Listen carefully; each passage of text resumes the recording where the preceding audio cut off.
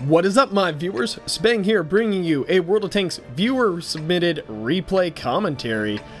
This is going to be a match from 228, part of the Anvil clan, and he is platooned up with Tanks Go Boom, part of the Jimbo clan, and they are driving Tier 9 medium tanks, the T-54 and the M46 Patton.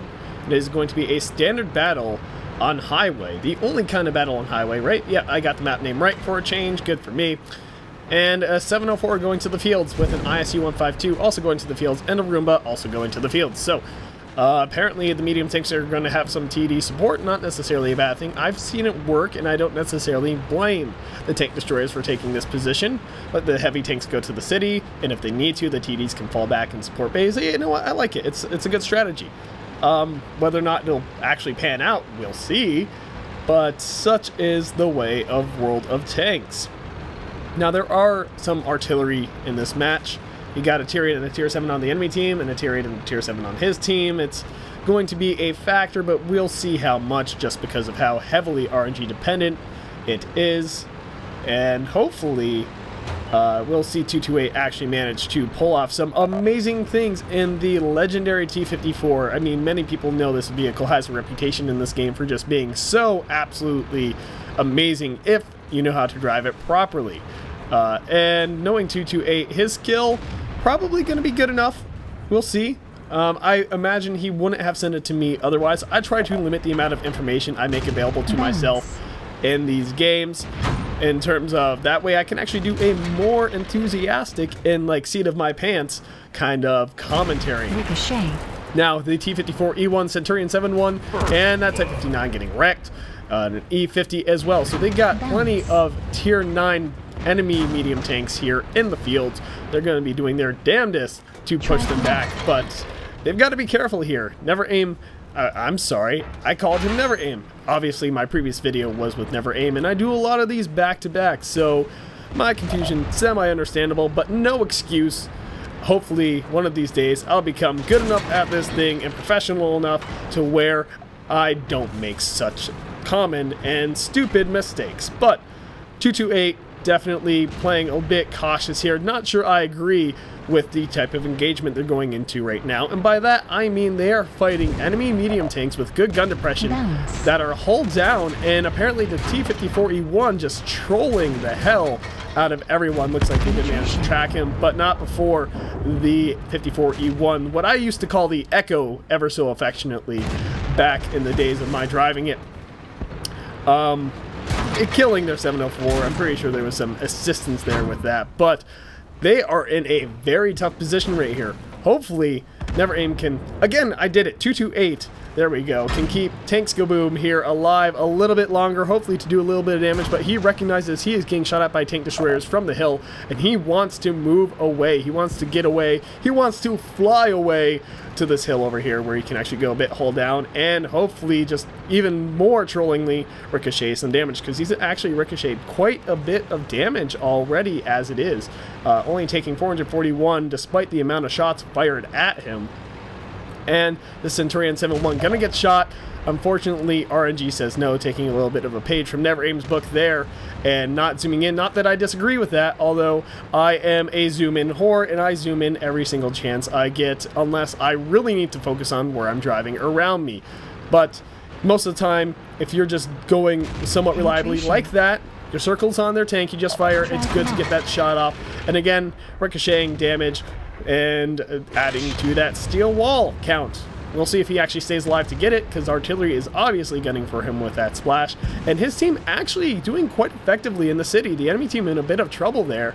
Despite having the tank and hit point lead, they will lose city unless, well, 228's team's completely incompetent, we'll see, but 228 is 100% alone here. He has an ISU 152 kind of in the back and a Roomba kind of sitting in town, but in all honesty, if the enemy mediums, oh, I just realized, all of them are dead except for that Centurion 7-1, but he is just providing spotting for his tank destroyer allies on the hill near base, and 228 is fully aware he is spotted. That Dicker Max pushing way further up than he has any right doing.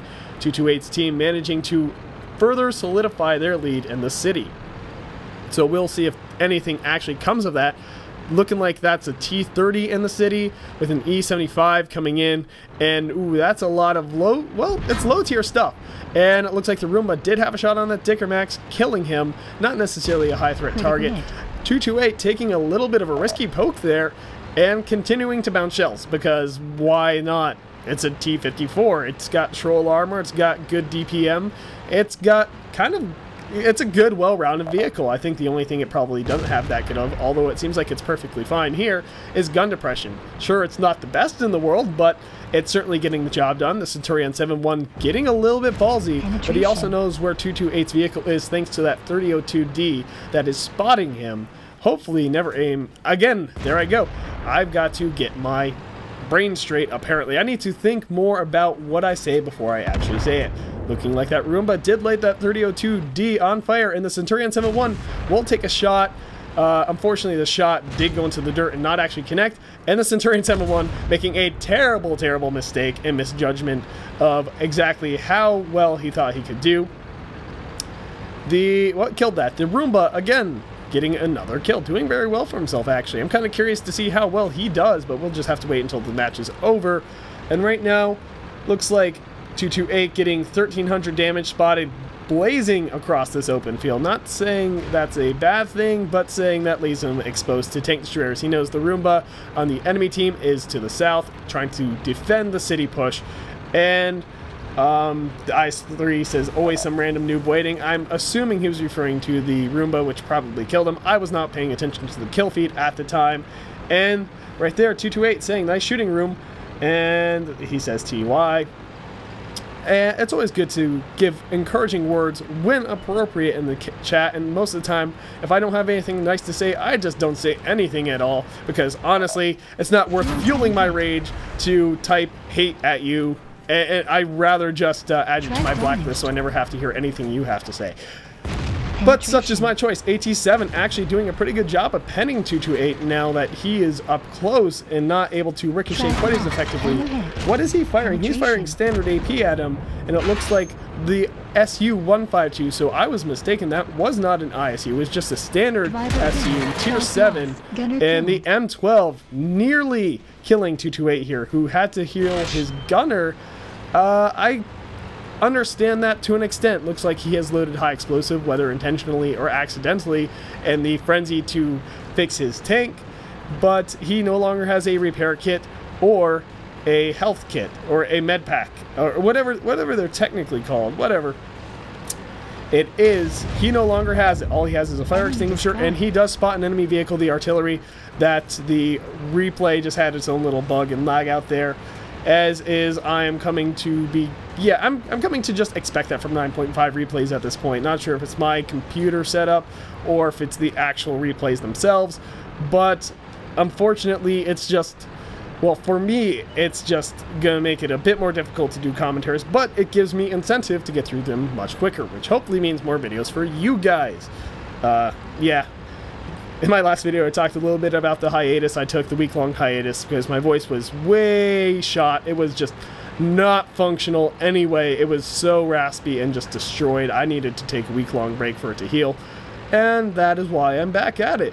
So you guys should be enjoying replays once again, and hopefully steadily enough. I'm just going to have to be cautious with how I strain my voice in the future, especially if I'm going to events like concerts or conventions where I am going to be more prone to talking a lot more frequently and in a raised tone. I just need to bring cough drops so I can help my voice be soothed, and I need to just not be as loud as I am prone to being at such events. Just need to be mindful, but that aside, ooh, Roomba bouncing a shell yet again. 228 barely staying alive. Artillery missing as well.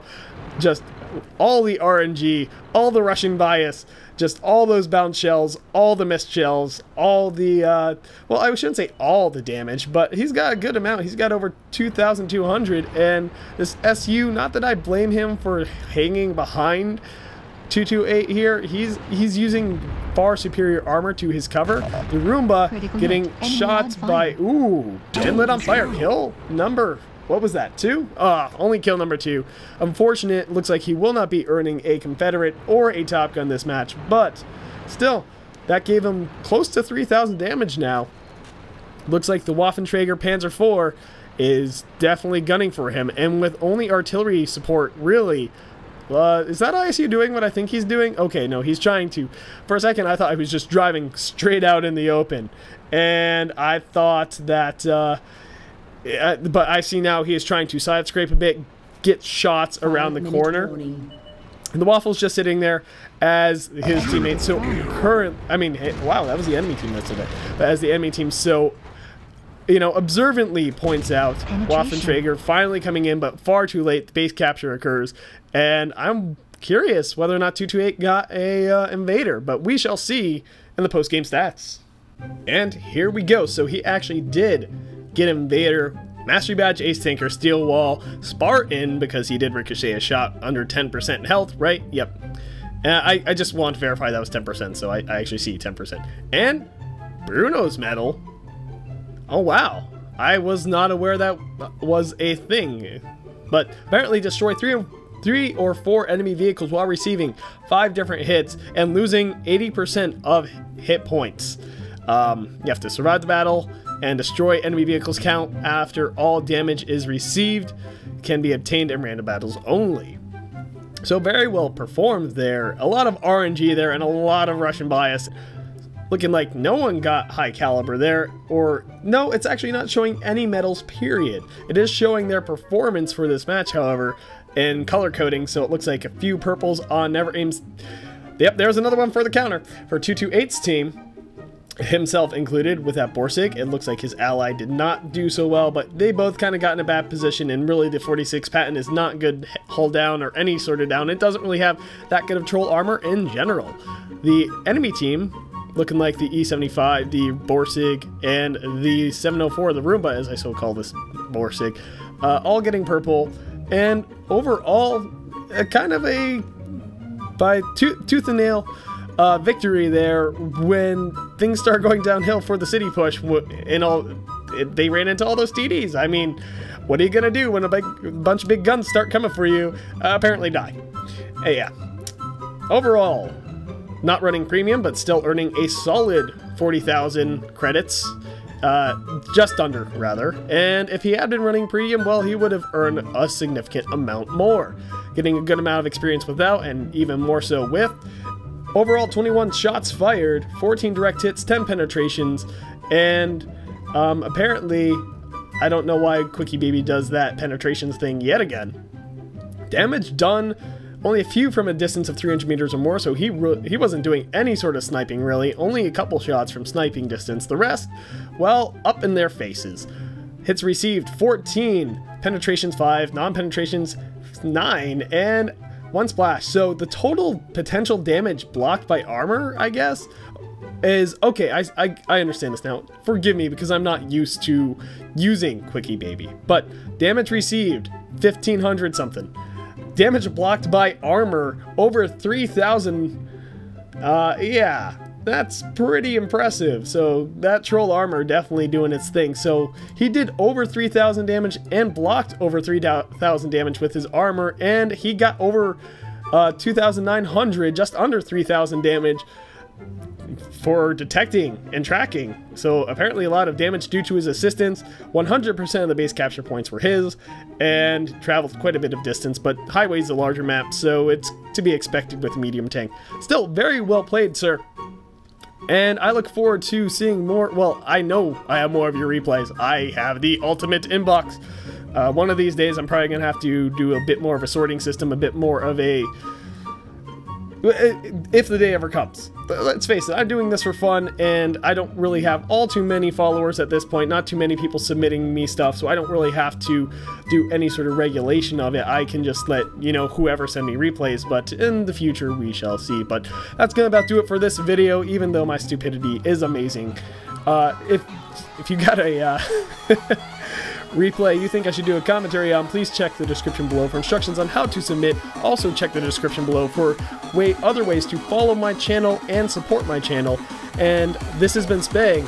Clearly, I am oh so professional. Until next time, my viewers. MLG Dynamo!